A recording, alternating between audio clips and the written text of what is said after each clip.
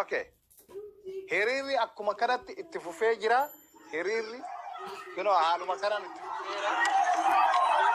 Kan jennu isa kanaati. Namichi ulguun kun yeroo kamiyyuu caala kutatee ka'eera. Yoona jala ni riirre, yoona jalatti hin bulle isinin fixaa jedhee yaadachaa ture. Amma akka wanta haaraatti yeroo nama nurraa ajjeesu kana baanee boo'uu hin qabnu jechaadha. Qaata nutti men yoona jala ni riirre halbeen isin fixaa jedhee isa kanatti jira jechaadha. Oromoo nan kuffisa waggaa 100 of duuba deebisaa nuun jedhee nutti meera. Mililikkiin nama uummata Oromoo lafarraa fixe siidaa nurratti dhaabee jechaadha. Kana osoo arginu yoo hin falmanne tokkootiin jechaadha. Akka ammarra gochaa jiru hooggantoota keenya, hayyoota keenya nurraa fixee booda of jalatti nu hiriirsaa jira jechaadha. Guyyaa tokkoof miti seenaa fi guyyaa tokkoof miti Oromoo kan balleessu itti jiraa jechaadha. Banneerraa yoo al tokko kaanee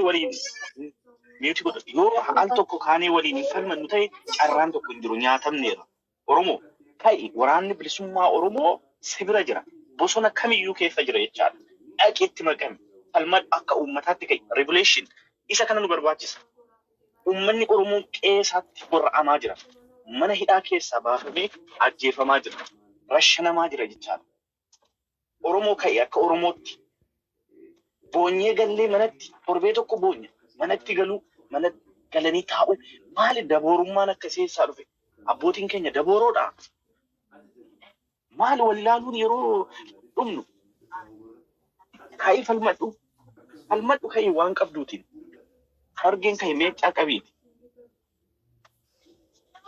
Arsiin kai bakka jirtutti farda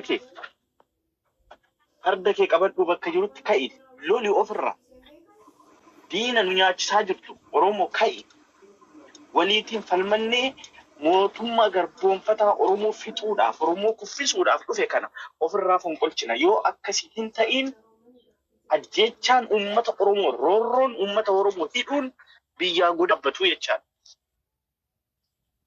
Kanaaf falmadhu kai goota hayyuu sirraa fixanii inni bar internet social media kanarra hin baanetu caala. Har'a namoonni argitaniitu ati shaneedha jedhanii ijoollee rarraasaa jiru jechaadha. Uummata Oromoo qanaa jiru jechaadha. Kana kan argu garuu hin taa'aa jira Oromoon. Falmad Roobalee. Sagaleen kun